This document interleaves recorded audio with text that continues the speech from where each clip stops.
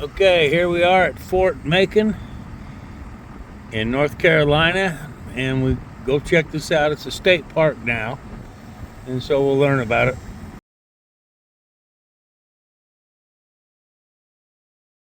This fort, Fort Macon, guarding the entrance to Beaufort Harbor, was built between 1826 and 1834 as one of a series of sea-coast fortifications for national defense. Local secessionists military forces seized the fort on April 14, 1861 at the outbreak of the Civil War. In March of 1862, Union General John G. Parke's brigade of General Ambrose E. Burnside's coastal division captured Carolina City, Morehead City, and Beaufort. Confederate Colonel Moses J. White, commanding Fort Macon's 403-man garrison, refused three Union surrender demands. Parke established 22 companies of U.S. infantry and artillery at Hoop Creek, miles west of Fort Macon, and besieged the fort. Parke's troops constructed emplacements for 2 mortar batteries and 1 rifle cannon battery about 3/4 of a mile from the fort. 4 U.S. Navy gunboats offshore assisted in the siege, along with floating batteries positioned northeast of the fort. On April 25th, the Union batteries and gunboats bombarded Fort Macon for 11 hours. By afternoon, the powerful rifle cannons had breached the fort's walls and endangered its magazines. The Confederates ran up the white flag at 4:30 p.m., and White formally surrendered to Parke's forces the following morning. 7 Confederates were killed, 18 wounded, while the Federals lost 1 killed and 2 wounded. U.S. forces occupied the fort and Beaufort Harbor for the remainder of the war. Okay, here we go into the fort.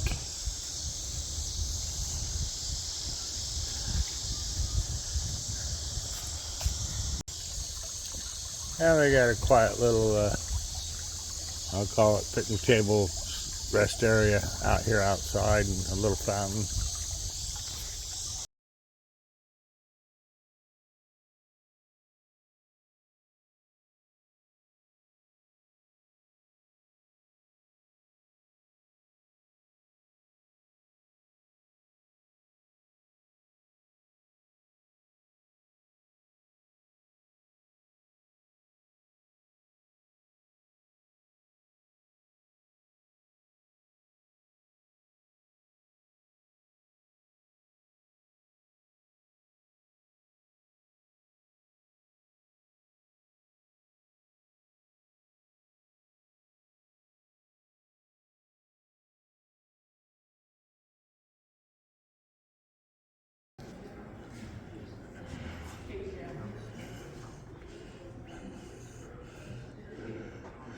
Now here's the surgeon's office here.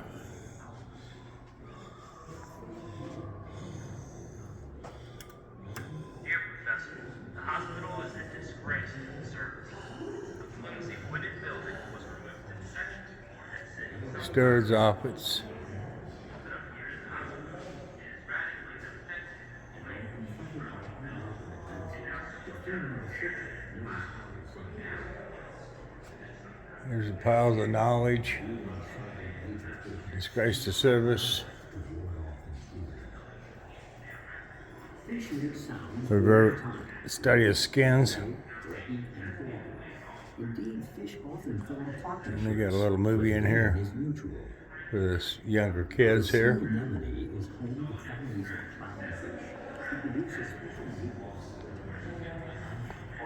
Welcome to the Barrier Islands.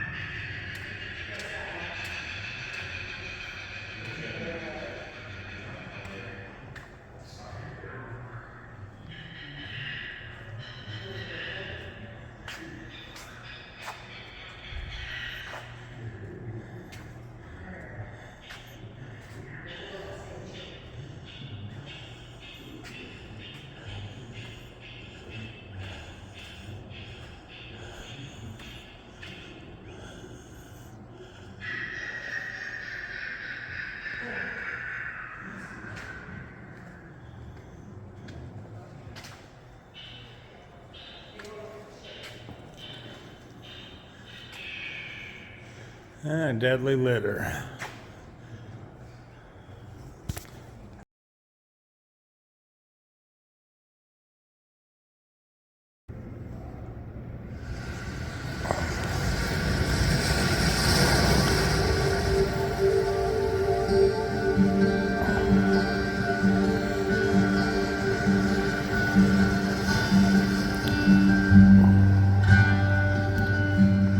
This small strip of sand that separates the Atlantic Ocean from Bogue Sound has seen much change in the last 250 years. People have come and gone, come again. They have built and fought and lived here. Nature has pounded it gently and lashed it furiously. The life of this island has followed the ebb and flow of history and of nature. As you experience the park today, take a moment to think of those who walked these ways before you, and to imagine the many experiences they had here.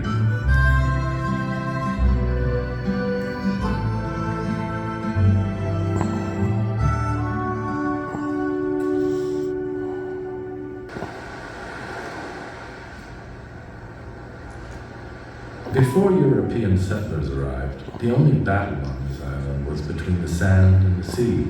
Wind and waves were constantly destroying shorelines and dunes, only to rebuild them somewhere else. When the town and port of Beaufort were established by the English in the early 1700s, Beaufort was only the third town in the young colony of North Carolina. But soon England's wars with Spain and France began to have a direct impact on the English colonists in Beaufort. Spanish privateers raided the harbor. French warships lurked along the coast. In 1755, Governor Dobbs came to Beaufort and personally chose the spot for a fortification to protect the harbor. I found a fine sandy point, well fixed to raise a steam battery, to command and secure the shipping in the channel. Governor Dobbs may have found the right spot, but the fort was never completed or manned. Built of sand and wood, it was no match for the battle it faced with nature. By 1770, it is shown on a map as Fort Dobbs in ruin. As a result, when the Revolutionary War began, the American colonists found Beaufort entirely without defense against British warships. The town leaders pleaded for assistance. We beg leave to lay before your excellency the critical situation of this place. We every day expect a visit from the enemy. Unfortunately, their pleas were not heeded, and the British were soon raiding the harbor and plundering Beaufort. In the years following the Revolutionary War, the United States government worked to fortify the new country's borders, and Fort Hampton was built on the same point at Beaufort Inlet. With its 8 guns, Fort Hampton protected Beaufort during the War of 1812.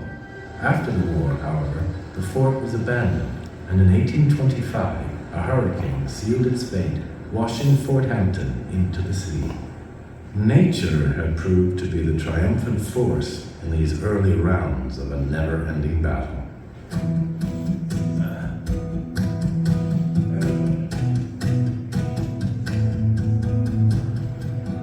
Beginning in 1816, a more comprehensive plan of coastal defense was devised for the country, and plans were drawn up for a much larger fort to protect Beaufort Harbor. These plans called for a 5-sided citadel, constructed low in the ground and surrounded by a floodable ditch in a covert way with a wide earth glacis. It was an ambitious plan that would require over 10 million cubic yards of stone masonry, 9 million bricks, and 100 million cubic yards of sand and earth. The size and complexity of the task was not lost on the engineers sent to this remote outpost to build Fort Macon. Where would they get the bricks, the stone, and all the various laborers required to build the fort? How could they protect the fort from shore erosion? Work began cautiously in 1826, and problems plagued construction from the start. When they began to dig, groundwater percolated up into the foundation pits. Engineers were unhappy with local brickmakers about the size and quality of the bricks they were supplying. Despite the bickering, labor shortages, storms, and shore erosion, construction continued. With the efforts of hundreds of men and boys, many of them slaves, Fort Macon rose up among the sandy dunes of Bogue Banks. The walls of the citadel and covert way were the first to rise, followed by the walls and archways of the citadel's casemates. The earth was filled in above, and finally bridges, ironwork, doors, windows, shutters, and flooring were built. Fort Macon was declared complete and ready for occupation by troops in 1834. An inspection by U.S. Army engineer Captain Robert E. Lee led to more modifications, and Fort Macon finally arrived at a peak state of readiness for defense in 1846. But with no threats on our shores from abroad, the fort was left with only a single ordnance sergeant to guard and tend it. Without proper care, the harsh environment quickly took its toll on the new fort. Ironwork rusted, wood rotted, embankments blew away, shorelines eroded. Soon, Fort Macon was in no condition to defend itself or the port of Beaufort.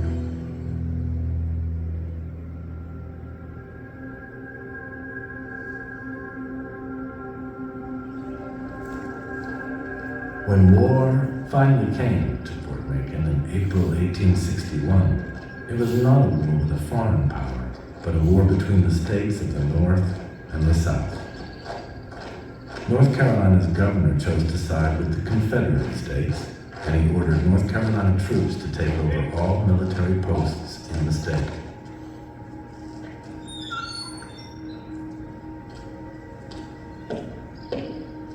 A small company of North Carolina militia seized Fort Macon from its lone caretaker without incident on April 14, 1861.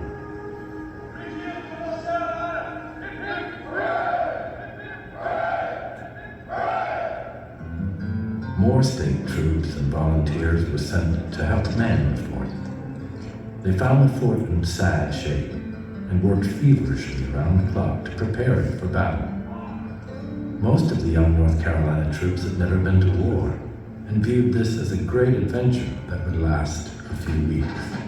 We're not prepared for an enemy yet, but if Lincoln will give us a week or 10 days and he will send us down a lot of Yankees, we will treat them to bloody graves. In reality, Fort Macon was far from ready to face Union forces. Only after months of back-breaking work, much of it done by free blacks and slaves, was Fort Macon finally prepared for battle in August of 1861. But the troops found themselves without an enemy to fight. Daily drills, false alarms, frequent sightings of Union ships, and the fall of nearby forts at Hatteras Inlet kept the soldiers at Fort Macon on their toes throughout the fall and winter, but left them frustrated at being so far from the action of the war between the states. At times, they must have felt forgotten. As the new year began in 1862, it soon became clear that they were not. On January 11th, Brigadier General Ambrose Burnside set sail with a large Union force on a plan to capture the North Carolina coast from Roanoke Island to Fort Macon. The Union plan succeeded at each phase with a quick capture of Roanoke Island, followed by the fall of New Bern and then Beaufort. Soon the Union forces had Fort Macon surrounded and isolated from any hope of reinforcements. On March 23rd, they demanded that the fort surrender. The young Colonel Moses White, commander of the fort, politely declined. Union forces began the slow and dangerous work of hauling siege guns 4 miles down Bogue Banks and building gun emplacements on the dunes west of the fort, all the while being shelled by the fort's guns. Thursday, when we were up there, they fired 46 times at us, but didn't hurt nobody. I tell you, it made me tremble to have them shells burst over my head in the air.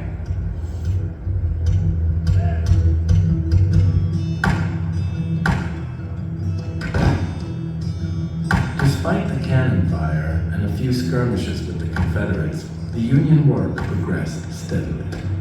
A month later, the Union forces were ready, and General Burnside again demanded the surrender of Fort Macon. Colonel White and his officers again resolved to fight. Even a last-minute dawn meeting on April 24th between Colonel White and General Burnside, and a plea from White's friend from West Point, Captain Herman Biggs, could not persuade the colonel to surrender. At 5:40 a.m. on April 25th, the Union forces opened fire on Fort Macon. The fort soon returned fire, and for hours, the battle raged. Union gunboats tried to join in the fight, but rough seas and damage from the fort's guns turned them away. At first, the Union guns were missing the target. Soldiers in a Union signal station in Beaufort were able to see the error and signal the batteries. By 11 a.m., the Union shells were on target, and the fort's guns and walls began to take a terrible beating. Despite the best efforts of the Confederates, the superior accuracy and power of the Union's rifled cannons soon took their toll. The Union guns were targeting the powder magazines, and by mid-afternoon, the walls of the fort beside the main powder magazine were so weakened that Colonel White faced the very real danger that another hit would cause the magazine to explode, destroying the fort and possibly everyone in it. 2 more days of such firing would have reduced the whole to a mere mass of ruins. At 4:30 p.m., a white flag was raised over the fort, and on the following morning of April 26th, Fort Macon was surrendered to Union forces. The fort had received 560 hits from Union guns. The walls were pocked, and the guns and their carriages were shattered. On one staircase were the marks of a cannonball that nicked each step as it fell into the fort. The Union casualties included 1 man killed and 3 wounded. Confederates lost 7 men and had 18 wounded. While the battle itself lasted only 11 hours, the fort had held Union forces at bay for a month. Fort Macon was never designed to stand alone against an enemy, but to be part of a defense with naval forces and reinforcements by land. With no such support, it seems that Fort Macon did as well as could be expected of it in the face of far superior numbers and far superior weapons.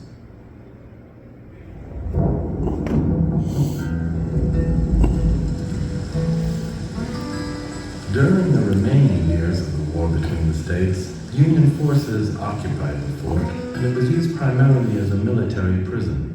After the war ended in 1865, Fort Macon became a typical military post centered around the fort and its duty as a prison.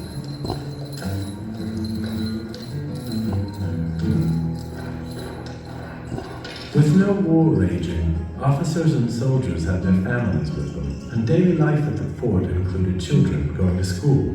The post grew to have a number of buildings outside the fort. Even so, Mrs. Jeanie Cowes, the wife of the assistant surgeon, Elliot Cowes, found life at the fort trying at times. My dear sister, I suppose this is as pleasant as most forts, and I ought to like it. But every sunset and sunrise, the cannon over my casemate is fired. It is very healthy here, and has nice places for Edith to play. We frequently go out on excursions. Edith is fast being spoiled. Several of the officers keep a private paper of candy for her, and she trots around to the different rooms and asks for tan-tan every morning as soon as she is dressed. While stationed at Fort Macon, Dr. Cowes found ample time between his duties to pursue his interest in nature. The fort's location on the isolated barrier island with its dunes, marshes, beaches, and maritime forests provided a rich variety of bird, insect, and fish life for him to explore. My dear professor, I have a deuce lot of jackdaws and Wilson's plover. But birds so far have been the smallest part of my collections. How are you off for sharks? They are so thick around here, we caught 6 big fellows from seining yesterday. With the exception of the occasional prisoner escape or visit by a hurricane, life at Fort Macon was peaceful, though perhaps a bit boring for the average soldier. Things got even quieter when the fort was deactivated in 1877 and once again left in the hands of a single caretaker. Activity returned briefly to Fort Macon during the Spanish-American War in 1898, when the fort was occupied by the 3rd North Carolina Volunteers, a regiment consisting entirely of black officers and enlisted men. The regimental commander, Colonel James H. Young, is believed to be the first black officer to command a U.S. military post. Following this brief war, the fort remained empty until it was formally closed on Christmas Day in 1903. By then, it was already being reclaimed by nature.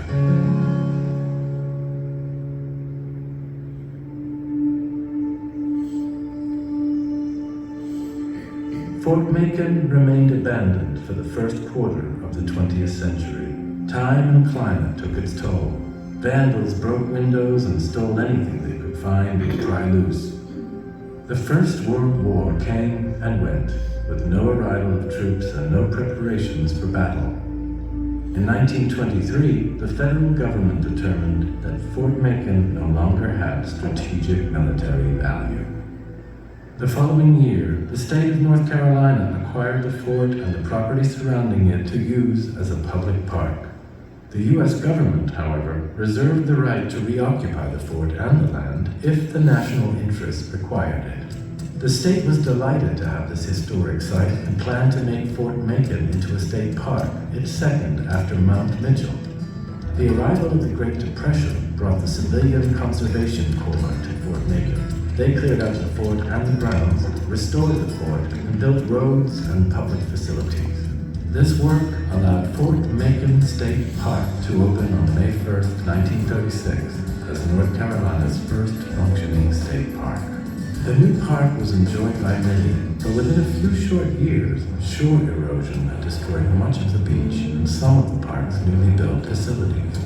While Fort Macon battled its old enemy, the sea, it was a threat on the other side of the globe that would end Fort Macon's first brief stint as a state park.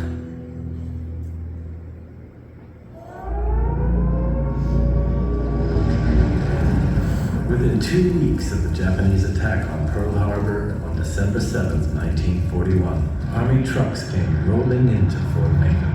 The federal government was claiming its right to use the fort in time of need.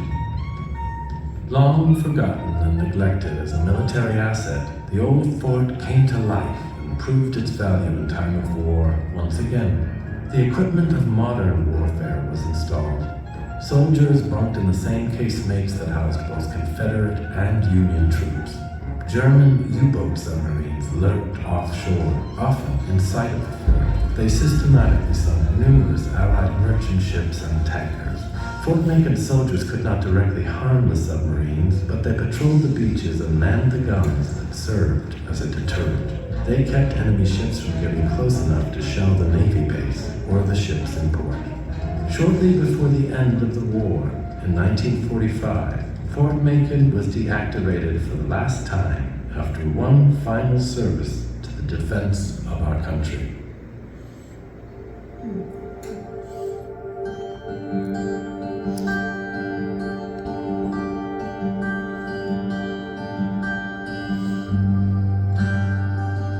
Today, Fort Macon State Park is a monument to the efforts of the many people who lived, worked, and served their country here.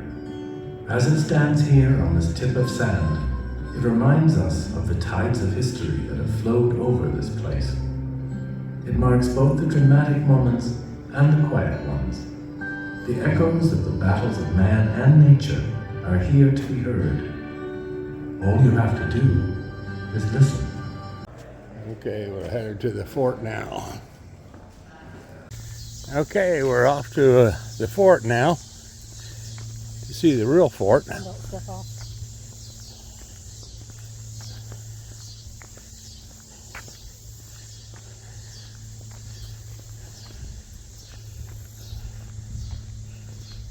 Just amazes me how they built these clear back in the day. This is a 30-pounder here, cannon.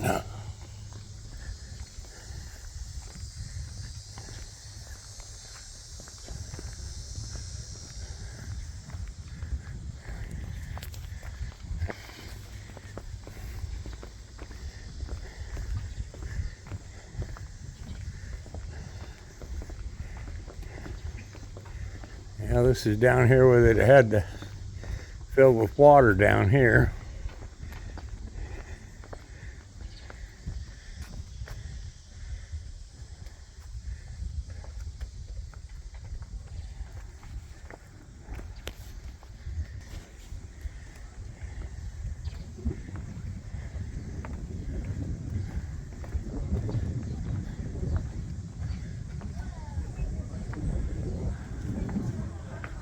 Those are quite the doors there.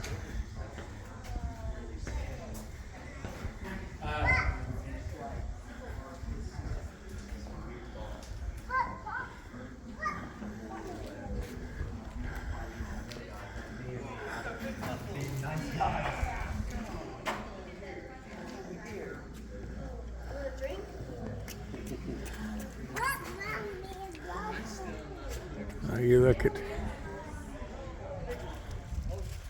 it's just unreal. This is about a fifth of the size in St. Augustine. Yeah. Now here's a model 1861 10-inch siege mortar.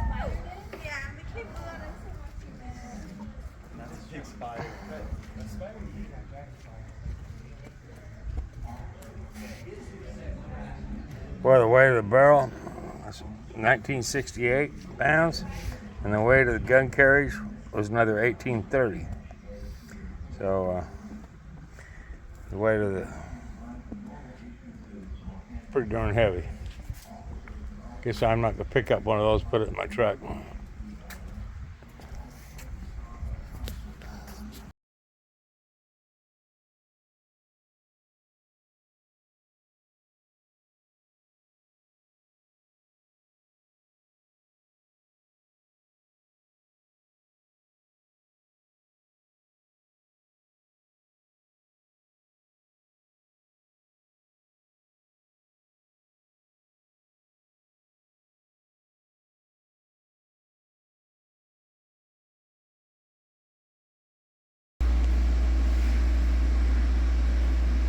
Quite the doors. Here's your key. Kind of a big key to be carrying around in your pocket.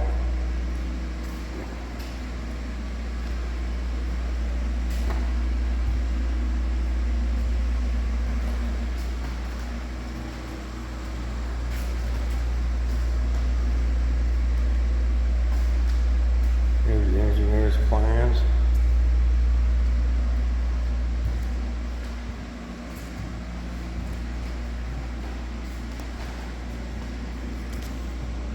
Your last letter, you wanted to know what it was like to be a soldier here at Fort Macon, so I will tell you.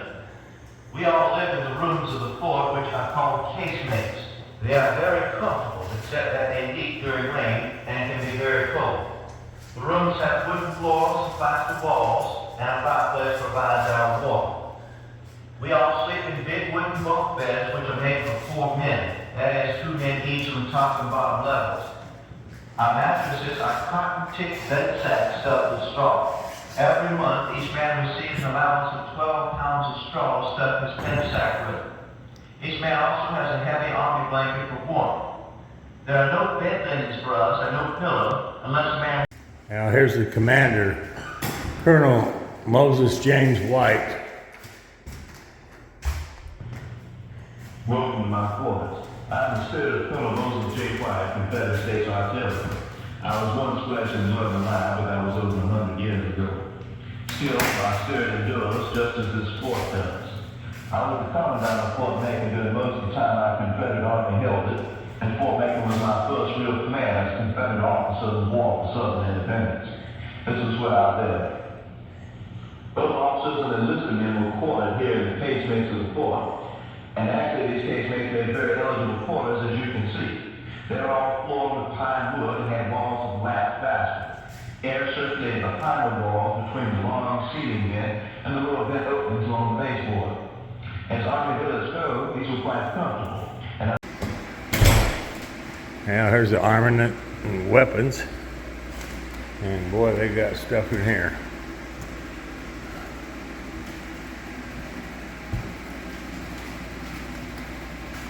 Now it shows you what these cannons, what they could shoot, depending on the cannon.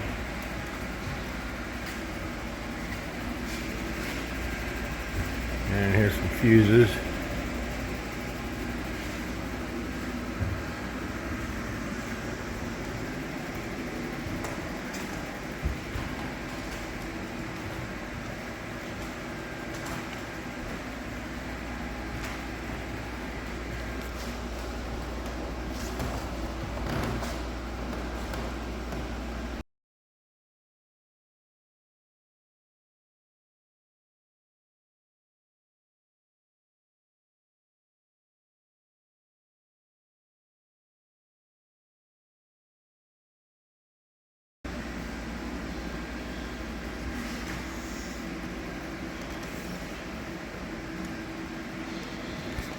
This is how some of them will explode.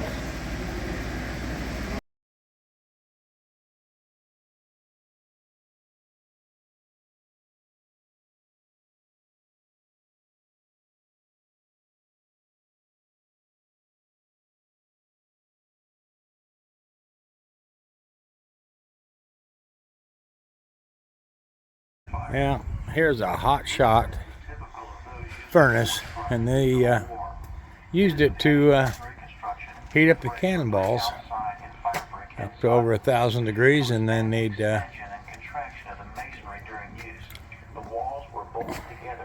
shoot them with the wooden ships.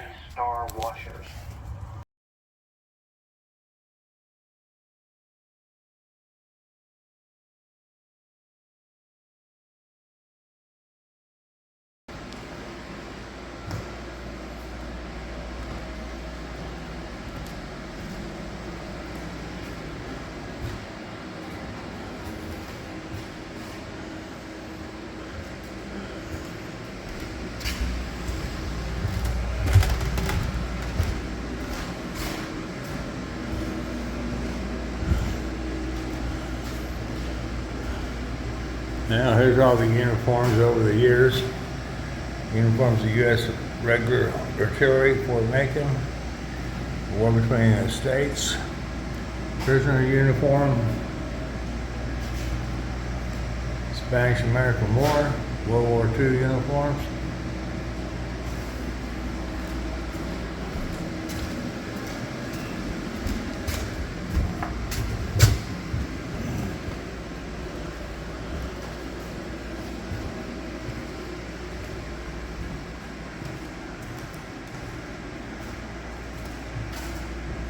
Well, that's the way to do laundry there.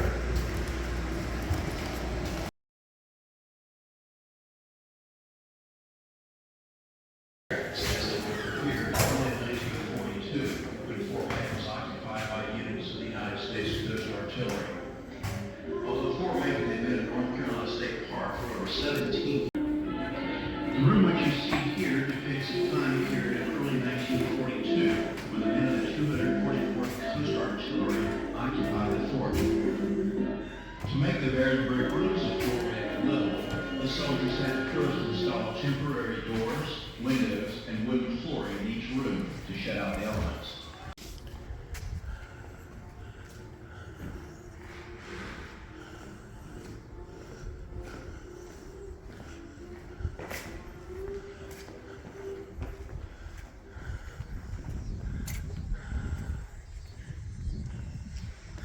Yeah, just could have been full of water here.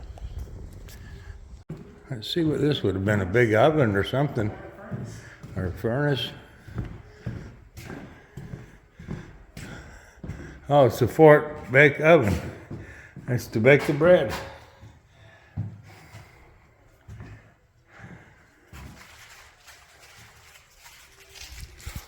There's your oven inside here. You got your fire down here, and that's your big oven. Shut the door. Let it bake. Okay, here's a yard here.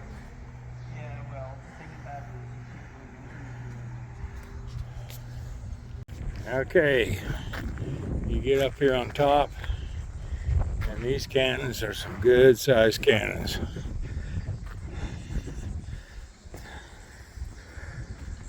And you got the other cannons out there in front.